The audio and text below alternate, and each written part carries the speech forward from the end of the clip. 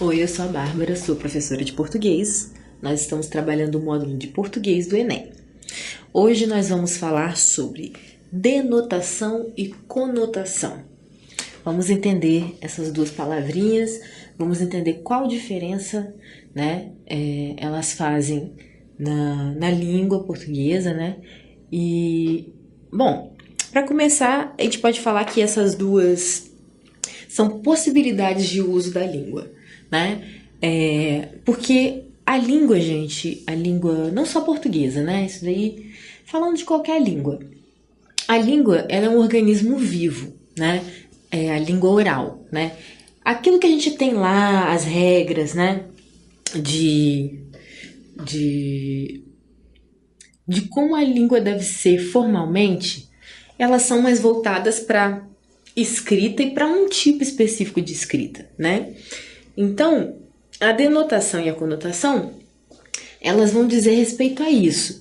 Aquela linguagem que ela tem um sentido figurado, que ela pode significar além do que as palavras, costumam significar normalmente, ou se elas apresentam aquele sentido, plano, aquele sentido fixo, que a gente sabe lá do dicionário das palavras, ok? A gente vai perceber que isso é um tipo de diferenciação que faz,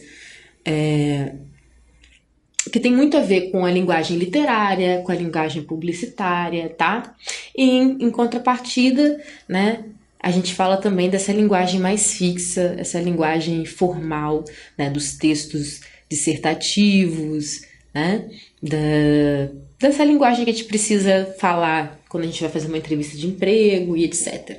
Ok? Vamos lá? A significação das palavras não é fixa. Bom, aquilo que eu disse, A gente tem o significado do dicionário, só que a gente tem significados que foram atribuídos pelo uso popular, expressões, metáforas, comparações, modos de usar as palavras que a gente conhece com outro sentido, tá? Por meio da imaginação criadora do homem, as palavras podem ter seu significado ampliado, deixando de representar apenas a ideia original. Bom, isso acontece todos os dias. A gente fala um monte de metáforas, A gente fala muitas coisas com sentido denotativo o tempo todo, tá? Desculpa, no sentido conotativo. Com o denotativo a gente fala também. Denotativo é aquele sentido plano, o sentido fixo do dicionário.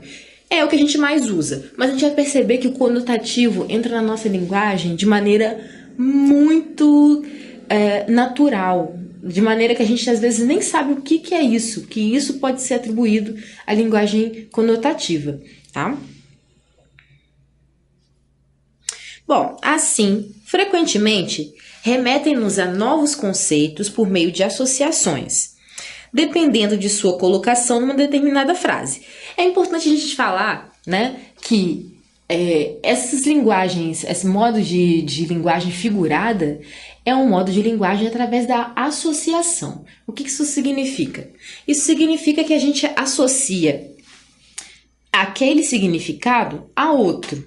Exemplo, se eu falo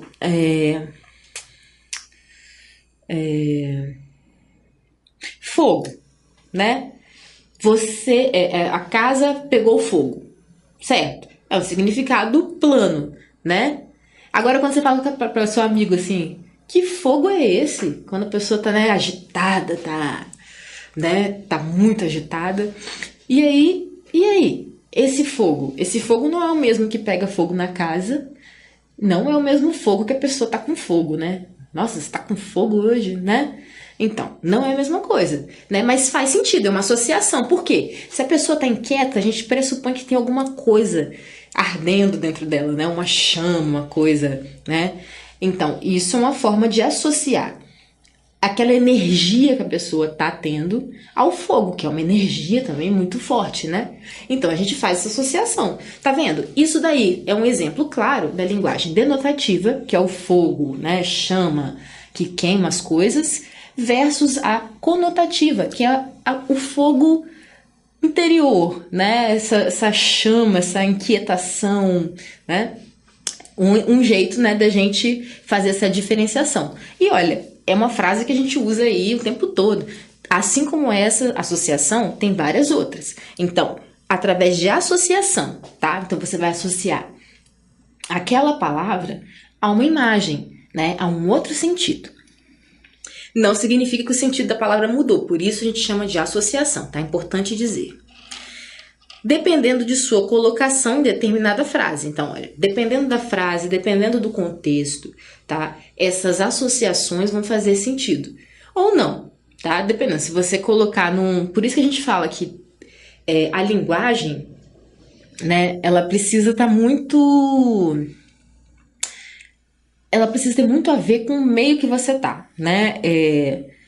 Esse tipo de conotação, de figura de linguagem, não é tão adequado para você numa entrevista de emprego, né? Ou numa reunião de negócios, ou no seu texto. A não ser que o seu texto tenha essa liberdade poética, essa liberdade interpretativa, tá? Mas naquelas situações formais, de fato, a gente vai usar a linguagem da maneira denotativa, que é aquela maneira flat, vamos dizer assim. É bem, né, retinha, fixa, ok? Exemplo. A menina está com a cara toda pintada. Versus aquele cara parece suspeito. Olha só, aqui nós temos a cara toda pintada, ela tá falando do rosto. Rosto. O rosto da menina está todo pintado, então é isso aqui mesmo, a face dela. Agora, olha só como é que isso é uma coisa que a gente usa todos os dias. Aquele cara.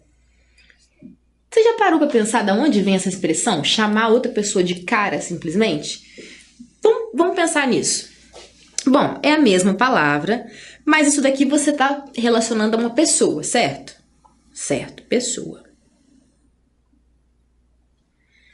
Isso daqui, gente, nada mais é chamar alguém de cara do que metonímia. Que é isso? Metonímia, que palavra estranha. Gente, metonímia é a gente falar da parte pelo todo. Ou seja, a gente pode fazer metonímia assim. Hoje eu tava com tanta fome que eu comi 3 pratos de comida.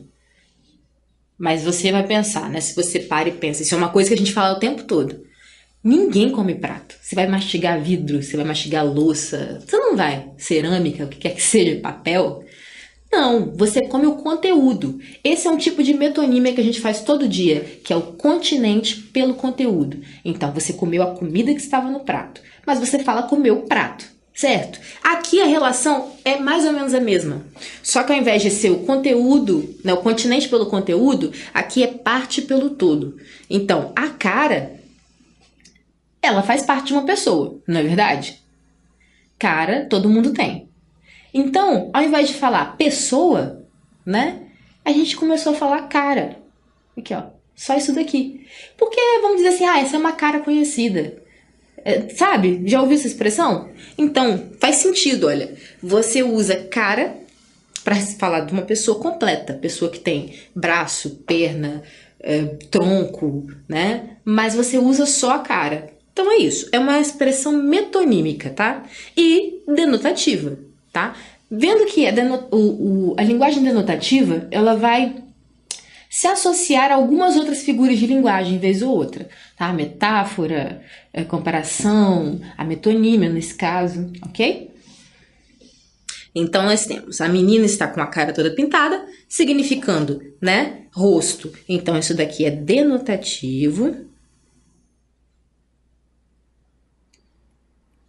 E essa daqui, cara, significando pessoa, conotativo.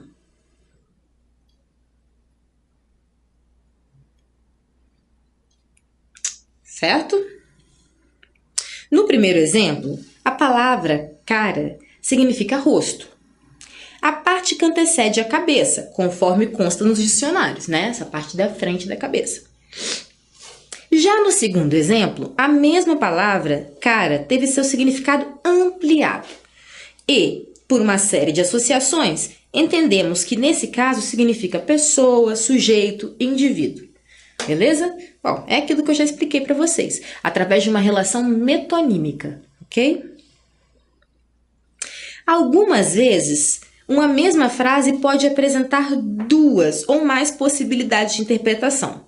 Veja, por exemplo, tá? Marcos quebrou a cara. Bom, essa frase, do jeito que a gente costuma usar, ela é uma frase conotativa. Por quê? Qual o significado dessa frase? Quando a pessoa se deu mal, né?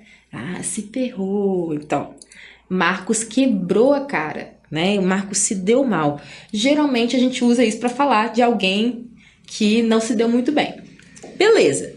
Só que qual seria o significado denotativo dessa frase? Ah, seria uma coisa dolorida demais. Imagina, gente, cair no chão, quebrar a cara, afundar.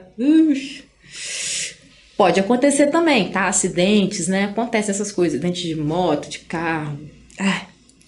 Mas então nós temos esses dois sentidos só nessa frase, tá? O denotativo e o conotativo. Sendo que, nesse caso, dessa construção frasal aqui, o mais comum é a gente estar usando o conotativo, tá, gente? Eu não conheço, ainda bem, ninguém que tenha quebrado a cara de verdade. Vocês conhecem? Então, olha, aqui nós temos o conotativo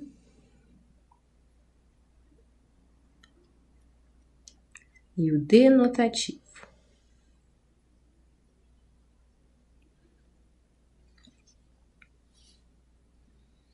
Em seu sentido literal, impessoal, frio, entendemos que Marcos, por algum acidente, fraturou o rosto. Coitado.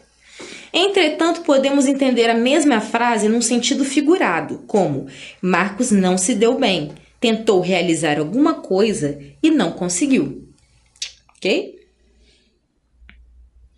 Pelos exemplos acima, percebe-se que uma mesma palavra pode apresentar mais de um significado, ocorrendo basicamente duas possibilidades. Bom, no primeiro exemplo, né, a palavra apresenta o seu sentido original, impessoal, sem considerar o contexto, tal como aparece no dicionário.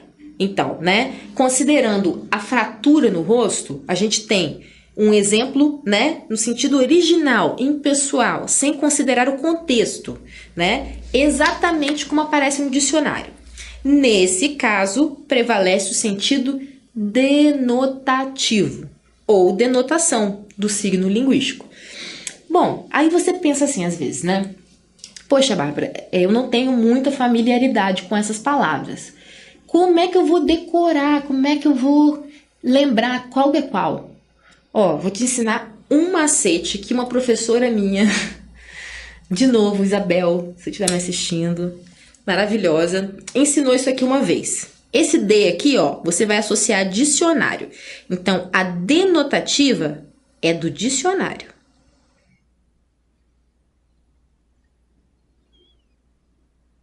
Ok? D de dicionário, denotativa. Gravou essa? Vamos falar da conotativa. No segundo exemplo, a palavra aparece com outro significado, passível de interpretações diferentes, passível de interpretações diferentes, dependendo do contexto em que for empregada. Então, gente, a linguagem conotativa, ela depende do contexto, tá? Então, o contexto vai te dizer como é que essa frase pode ser interpretada. A frase do Marcos ter quebrado o rosto, né, quebrado a cara, se viesse alguma coisa a seguir que nos desse a ideia de que se trata de uma questão médica, né, a gente, obviamente, entender ela no sentido denotativo, dicionário, sentido literal. Mas, se do lado tivesse assim, Marcos quebrou a cara, Juliana não ligou para ele ontem, a gente já saberia que é o sentido mais comum, né, no final das contas, dessa frase. Apesar do denotativo ser o sentido, né, do dicionário, o conotativo faz mais sentido para aquela. Então, depende do contexto, tá? E pode variar de acordo com o contexto, o significado que isso vai atribuir, né, à palavra.